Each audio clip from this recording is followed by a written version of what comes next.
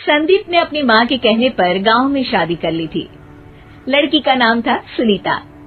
माँ का कहना था एकदम मॉडर्न बहू नहीं होनी चाहिए, लेकिन उन्हें नहीं पता था कि गांव से आने वाली बहू सुंदर सुशील तो होगी और उसको गांव से बाहर भी निकाल लाएंगे, लेकिन उसके अंदर का गांव कैसे बाहर निकलेगा।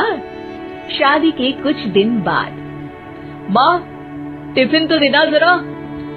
बेटा अब तो स्कूल नहीं ऑफिस जाता है, माँ से नहीं अपनी बीवी से टिफिन मांगा कर। ओके माँ। सुनीता टिफिन ले आओ। जी लो टिफिन, इसके अंदर पिस्ता डाल दिया है। पिस्ता? पिस्ता क्यों? सास जी ने बोला था ना कि आपको पिस्ता बहुत पसंद है।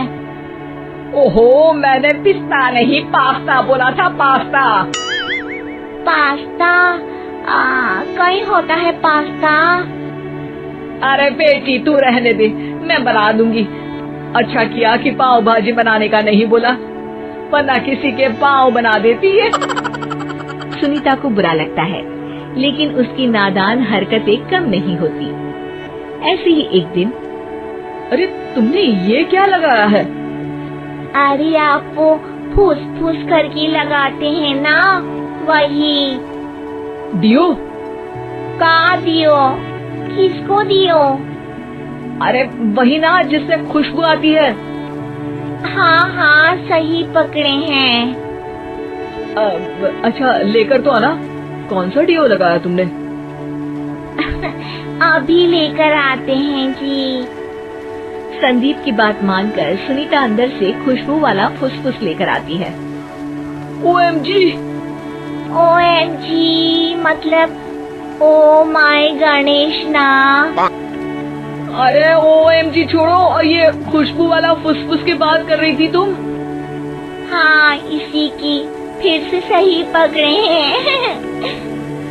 अरे देवी, लेकिन आप सही नहीं पकड़े हैं, ये डियो नहीं है।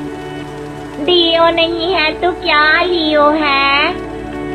अरे ये रूम फ्रेशनर है, जिसको कमरे में छिड़कते हैं, खुद पर नहीं। कोई बात नहीं, माँ कहती थी आत्मा किराएदार है, शरीर एक किराए का कर्म। हम शरीर पे ये डाल लिए तो क्या फर्क पड़ जाएगा। अरे बहू, ओ बहू, मेरे लिए फल तो ले आ, फिर मैं बाजार जाऊंगी। सुनीता अपनी सास के लिए फल लेकर आती है। अरे बेटा, पपीता, तरबूज और सेब फल ऐसे कैसे खा लूं? काट कर तो ले आ। माँ जी, मेरे गांव में तो खेत से उठा के सीधा खा लेते हैं। अरे ये तेरा गांव नहीं है ना। अरे संदीप, तू ही कुछ समझा देना इसको बेटा। मैं कैसे समझाऊं माँ, ये तो माइक्रोवेव को भी भट्टी बोलती है। कल मैंने बोला हाय कैसी हो, तो बोलती है किसी को हाय नहीं लगानी चाहिए। अरे सुनीता, तेरा क्या होगा? अभी तो कैसे बताऊं माँ जी, अभी हम कुछ करेंगे फिर पता चलेगा क्या होगा, लड़का या लड़की। हे भगवान, कहाँ से आ गई है? रामपुर से जी, आप ही तो लेकर आए थे मुझे। अरे मुझे माफ कर दो। पहले कोई गलती तो करिए जी, आपकी तो सारी गलती माफ कर देंगे हम। हाँ अरे बहू, मेरी बात सुन, फल यानी कि फ्रूट जब भी लाए ना तो काट कर लाना, ठीक है? जी ठीक है माँ जी, फल यानी फ्रूट यानी काट के लाऊंगी। सुनीता रोज ही कोई ऐसी हरकत कर देती जिसकी वजह से उसे घर में दो बातें सुननी पड़ती।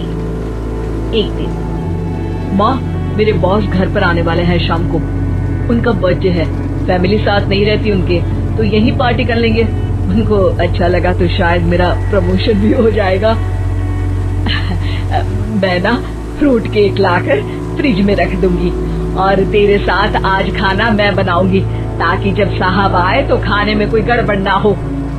शाम को जब सारी तैयारियां हो जाती है, संदीप के साथ बड़े साहब भी घर आते हैं। आप फ्रूट केक तो ले आना बहू, फिर खाना खाएंगे। अरे इस सब की क्या जरूरत थी, आपने बुलाया वही काफी है। सर, आपका परिवार शहर में नहीं है तो हम ही आपके परिवार जैसे हैं सर। इतने में ही सुनीता फ्रूट केक लेकर आती है और बड़े साहब की टेबल पर रख देती है, और जैसे ही केक के ऊपर का बॉक्स हटाती है, ओह, ये क्या है? केक तो कटा हुआ है, मैं तो ऐसा नहीं लाई थी। आप मुझे शाबाशी दे सकती है माँ जी, मैंने ही केक काट दिया। आपने कहा था ना, फल यानी फ्रूट यानी हमेशा काट के लाना, तो फ्रूट केक भी तो फ्रूट ही है ना, तो मैंने पहले ही काट लिया। होना मैं समझदार। अरे बहू, ये क्या किया? केक हमेशा वही काटता है जिसका जन्मदिन होता है। तुझे एक बात भी समझ नहीं आती, एक नंबर की बेवकूफ है। पूरा माहौल बिगड़ चुका था। संदीप को लगने लगा था कि साहब उसे प्रमोशन तो दूर की बात है, कहीं डिमोशन ना दे दे, लेकिन साहब बीच में ही बोल पड़ते हैं। अरे कोई बात नहीं, ये इनकी बेवकूफी नहीं है, इनका भोलापन है। बेटा आप कहाँ से हो? रामपुर गांव से। अरे वाह, गांव से? फिर तो आपके गांव में ताजे फल और सब्जियां मिलते होंगे।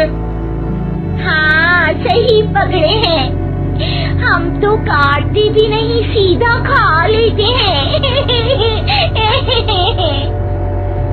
मैं ना एक बार तुम्हारे गांव घूमने जरूर चलूंगा। क्यों संदीप, ले चलोगे ना? मुझे गांव घूमना बहुत पसंद है। बस फिर क्या था, संदीप और सास दोनों खुश हो गए, क्योंकि साहब को सुनीता ने गांव की बात करके खुश कर दिया था। अब संदीप का प्रमोशन पक्का था। शिक्षा, कभी भी किसी भी गलती पर घबराना नहीं चाहिए। हो सकता है कि उस गलती की वजह से आगे बड़ा फायदा हो जाए।